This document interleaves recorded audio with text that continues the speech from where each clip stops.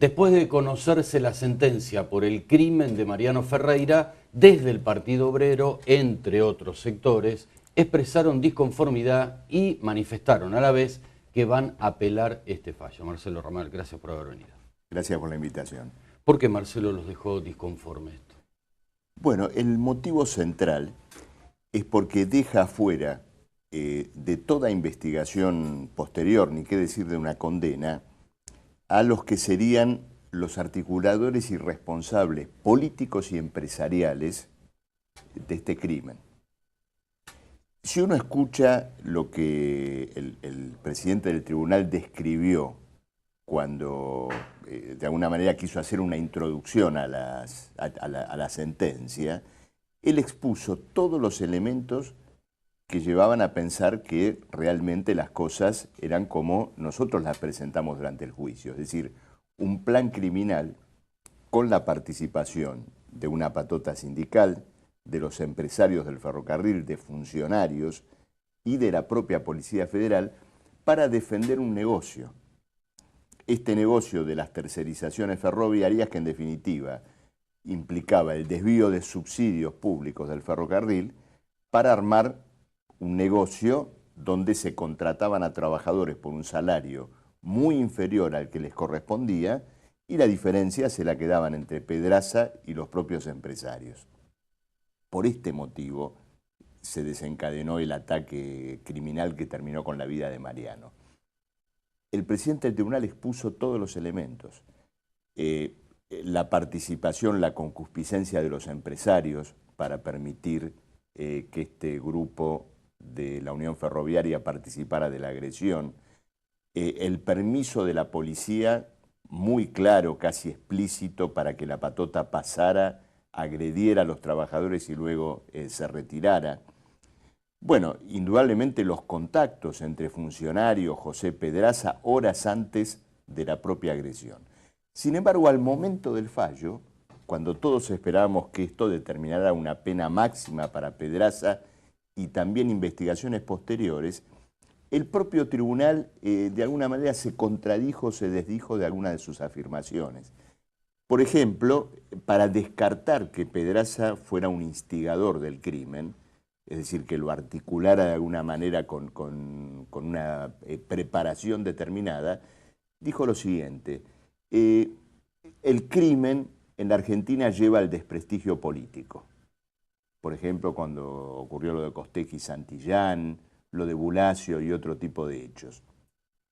Bueno, con este argumento, llevado hasta las últimas instancias, cualquier criminal debería ser liberado porque nadie podría hacer algo que en última instancia jugara en su contra.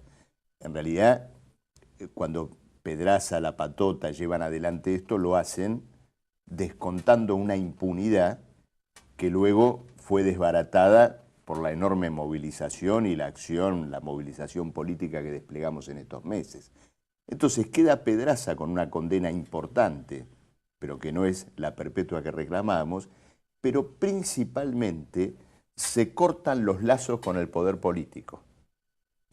Es decir, se establece un fallo donde las responsabilidades criminales quedan circunscriptas a los que participaron de la agresión. Ahora, ¿qué pasa con los jefes policiales, por ejemplo, que indudablemente sabían perfectamente lo que estaba ocurriendo allí cuando la policía decide liberar la zona del crimen? ¿Qué pasa con los empresarios?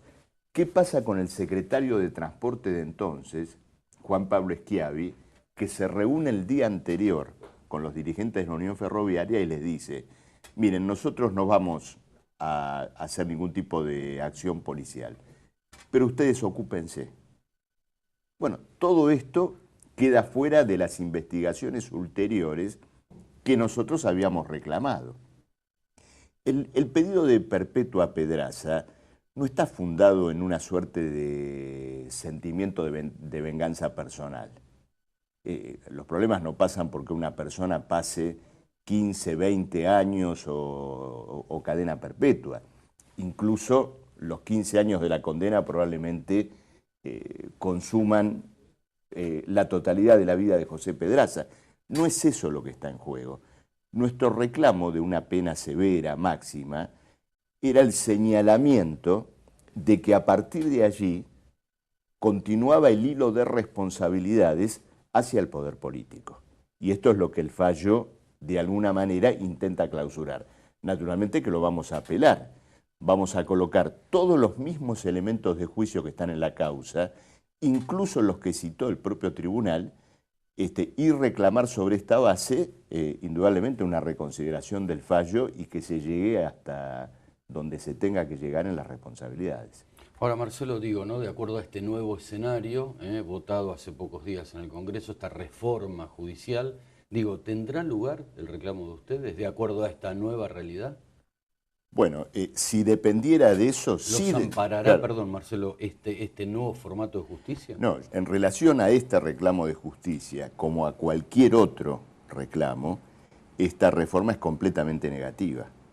No está diseñada para proteger a la población frente a eventuales atropellos del Estado, sino muy por el contrario, para blindar al Estado frente a los reclamos populares y los derechos individuales o sociales de cualquier tipo. Nadie oculta que la creación de estos nuevos tribunales intermedios de casación apuntan al ámbito previsional y laboral. ¿Para qué? Para que tarden más en llegar a la Corte los juicios de jubilados por haberes mal pagos en los años recientes, o, por ejemplo, dificultar el trámite de juicios por accidentes del trabajo en el ámbito civil. Esto, entre otras cuestiones, por no mencionar todo este verdadero mecanismo de veto a la presentación de medidas cautelares que al mismo tiempo habilita al Estado para presentar medidas cautelares en favor de sí mismo frente, por ejemplo, a expresiones o manifestaciones de protesta popular. En este plano rechazamos de plano esta reforma, consideramos que es completamente reaccionaria, sin por ello hacer una defensa de la justicia actual, que consideramos que está fatalmente sometida a intereses empresariales y políticos que, por supuesto, rechazamos. Pero la posición del Partido Obrero es negativa, digamos, rechazamos esta reforma judicial. Bueno, esperemos, Marcelo, que esto, bueno, estamos hablando de vida y muerte, ¿no? Como digo siempre, punto de no retorno, llegue a un punto más claro, digamos, de acuerdo a la solicitud de ustedes. Claro, insistimos en un punto, acá no hay un problema de encono o venganza individual. Justicia por Mariano Ferreira significa terminar con sindicatos que son cajas no de dirigentes obreros, sino de empresarios, terminar con el sometimiento de esos sindicatos al Estado y con un sistema de desvío de fondos públicos que en el plano del propio ferrocarril, en solo un año del asesinato de Mariano, terminó con el desastre de la Plaza 11. Si hubiéramos sido escuchados cuando denunciamos este triángulo criminal y de corrupción, probablemente nos hubiéramos evitado el desastre de la estación de Once. Bueno, y cerramos con otro comentario. Esperemos que esto también se refleje, ¿no?, en lo que es la administración de justicia, justamente por lo que estábamos hablando, y que pueda tener lugar en algún momento de acuerdo al proceso que se está desarrollando. Sí. Creo que de todas maneras y lamentablemente la reforma en la administración de justicia no creo que apunte a casos como el de Mariano Ferreira, sino, entre otras cosas, también para acerrojar al propio poder político frente a los Lázaro Gate, los Chicone y otros casos que tienen al barrio de Puerto Madero como su centro geográfico. Gracias, Marcelo Ramal. Gracias, Jorge, por la invitación. Pausa.